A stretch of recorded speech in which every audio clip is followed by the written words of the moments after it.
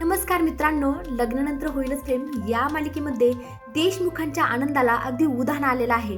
एकामागून एक good news. बाप रे, खतरनाक गुड न्यूज. इतके खुश आहेत ते, परंतु त्यांचा आनंद हा काही क्षणापुरताच आहे, कारण त्याचं रूपांतर नंतर दुःखात होणार आहे.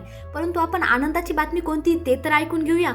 मित्रांनो, आता इथे काव्या आणि जीवा दोघांनीही खूप मोठा आनंद देशमुखांना दिलेला आहे. आता तुम्हाला काहींना अंदाज आलाच असेल तर पाहूया. इथे काव्या बिचारी खूप टेन्शन मध्ये असते. अगदी टेन्शन तिच्या डोळ्यात आणि शरीरामध्ये सगळीकडे दिसत असतं. इतकी घाबरलेली असते बिचारी, देवापुढे हात जोडून प्रार्थनाच करत असते. आता कशासाठी हेही तुम्हाला कळलं असेल. मित्रांनो, इथे मानिनी आणि नंदिनी दोघेही तिला समजून सांगत असतात, काव्या अगं एवढं टेन्शन घेऊ नकोस, आम्हाला तुझ्यावर पूर्ण कॉन्फिडन्स आहे, तू करू शकतेस, तू नको टेन्शन घेऊ. परंतु काव्या त्या ऐकायला तयारच नसते. पण शेवटी जेव्हा पार्थ येतो तेव्हा मात्र सगळ्यांच्या चेहऱ्यावरचं टेन्शन गायब होतं आणि आनंदाच्या धाराच व्हायला सुरुवात होतं असं म्हणता येईल. कारण पार्थने इतकी छान गुड न्यूज दिलेली आहे. पार्थ बोलतो की टेन्शन घ्यायची काहीच गरज नाही, काव्या प्रिलियम पास झालेल्या आहेत आणि मेन्ससाठी क्वालिफाय झालेल्या आहेत, म्हणजेच मेन्ससाठी त्या सिलेक्ट झालेल्या आहेत आणि त्यांनी पास केलेला आहे. बाप रे, खतरनाक. आता मात्र या काव्याचं टेन्शन भुर्र असं उडून जातं आणि तिच्या चेहऱ्यावर आनंदाची झळाली येते. बाप रे, इतके सगळेजण इतके खुश होतात. काव्या तर कावरी बावरीच होते, नाचायलाच लागते. बापरे, बाबांच्या गळ्यात पडते, आईच्या गळ्यात पडते आणि हा पार्थच्या कायलाच उचलून घेतो, कारण काव्याला नाही ना घेऊ शकत. बाप रे, इतकं आनंदाचं वातावरण आहे की सगळेजण इतके आनंद झालेला आहे. आणि इकडे आपला बिचारा सुद्धा जीवा आता घरी आलेला आहे आणि आता यांचा आनंद पाहून त्यालाही कळलेला आहे की काहीतरी आनंदाची गोष्ट आहे. नक्कीच काव्याने प्रिलियन्स पास केलेले आहेत आणि त्यामुळे आता जीवा आलेला आहे. आणि बाबांना जीवाचं तर एवढं मोठं कौतुक आहे. शेवटी बापाला लेकाचं कौतुक नसतात तर कुणाला असणार. आई बाप हे आपल्या लेकासाठीच सगळं करत असतात आणि लेकाने काहीतरी अचीव केलं तर बापाला कौतुक होणारच. बाप जीवाला असं ओढत घेऊन येतो, बोलतो अरे तू सुद्धा काहीतरी अचीव केले, सांग सगळ्यांना, दे तुझी खुश खबर. आता जीवा सुद्धा स्वतःच्या तोंडाने सांगतो की मी माझी केबिन आणि माझा पगार पुन्हा परत मिळवलाय. बाप रे, दुगणी खुशी. म्हणजे एक तर काव्या प्रिलियम पास झाली, हे तर पहिलं खूपच मोठा आनंद होता. त्यात जीवाने पुन्हा त्याची केबिन मिळवली, स्वतःच्या पायावर उभं राहून स्वतःला प्रूव्ह केलं, हे तर मोठी खुशी. बाप रे, आता नंदिनी तर पागल झालेली आहे ऐकून. कारण नवऱ्याचं सुख, नवऱ्याचं यश हे बायकोलाच आवडणार ना, बायकोलाच आनंद होणार ना. आणि नंदिनी पागल म्हणजे पागल झालेली आहे ऐकून.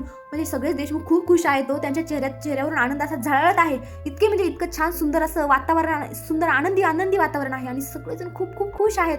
एकमेकांना पेढे काय भरवत आहेत. खूप छान. म्हणजे मला सुद्धा पाहून असं वाटतं की यार मी सुद्धा पेढा खाऊ की काय. इतकं छान. म्हणजे जीवा ऑलरेडीच तयारीत पेढ्याचा बॉक्स घेऊन आलेला आहे. पार्थला बायकोवर एवढा विश्वास की त्याने ऑलरेडीच पेढ्याचा बॉक्स घेऊन ठेवला होता रिझल्ट लागायच्या आधी. म्हणजे विश्वास पण पहा ना, एवढा विश्वास की माझी बायको पास होणार आहे, प्रिलियम पास करणार आहे, म्हणून आधीच पेढ्याचा बॉक्स घेऊन ठेवला होता.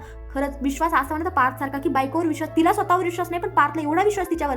आणि खरंच आता इथे मात्र जीवा आणि काव्या दोघेही एकमेकांना पेढे भरवत आहेत. का भरवत आहेत? कारण त्या दोघांनी लग्नानंतर पहिलं काहीतरी अचीव केलेलं आहे, यश त्यांचं पहिलं आहे. त्यामुळे त्या दोघांनी एकमेकांना पेढा भरवा अशी सगळ्यांची इच्छा होती आणि त्यांनी तेही ऐकलं आणि आता एकमेकांना पेढे भरत आहेत. परंतु हे पेढे भरत असताना मात्र त्यांच्या आनंदाचं वातावरण क्षणात असं विरघळलं गेलं आणि दुःख तयार झालं. कसं? कारण पंडित आलेले आहे आणि पंडितांनी खूप मोठी बातमी दिलेली आहे ज्योतिषींनी की डिसेंबर महिना हा तुमच्यासाठी लाभदायक नाहीये, चांगला नाही. त्यामुळे तुम्ही सर्वांनी सावध राहा, काळजी घ्या, कारण काहीही होऊ शकतं. बापरे, सगळ्यांचे चेहरे गंभीर झालेले आहेत. परंतु आता बघू. पण आता इथे खूप मोठा ट्विस्ट आलेला आहे. कारण जीवाने काहीतरी अचीव केलंय, काव्याने काहीतरी अचीव केलंय, म्हणून पार्थने त्याच्या सुंदर क्यूट अशा बायकोसाठी सुंदर क्यूट असं मंगळसूत्र त्याने काव्यात नावाचं जे मागं तयार करणं होता ते आता त्याने तयार करून दिलेलं आहे. आणि काव्याच्या चेहऱ्यावरचा आनंद पाहून मलाच आनंद होत आहे. तर इकडे जीवाने त्याच्या स्वतःच्या क्यूट बायकोसाठी सुंदर अशी क्यूट साडी घेतलेली आहे. बाप रे, ते नंदिनी सुद्धा पागल झालेली आहे साडी पाहून. मात्र इकडे दुसराच काहीतरी मोठा पराक्रम होणार आहे. कारण आता इथे स्वातीला आणि काव्याला ते रम्याला क्लिक होत आहे ना, नाहीये की नक्की बॉयफ्रेंड कोण आहे. परंतु त्यांना नंतर क्लिक होतं की जीवाच काव्याचा बॉयफ्रेंड आहे आणि आता हे सगळं सत्य ते रिव्हील करणार आहे, ते पण 16 डिसेंबरला. मित्रांनो, आता खरंच रम्या हे जेव्हा सत्य समोर आलेलं की जीवा हा काव्याचा बॉयफ्रेंड आहे, तेव्हा काय होईल. या दोघांच्या नात्यात आता एवढी झळाली, एवढं प्रेम फुलत चाललेलं आहे. काय त्या प्रेमाचा 2 मिनिटात नाश होणार का, विध्वंस होणार का? काय वाटतं कमेंटमध्ये नक्की सांगा. धन्यवाद.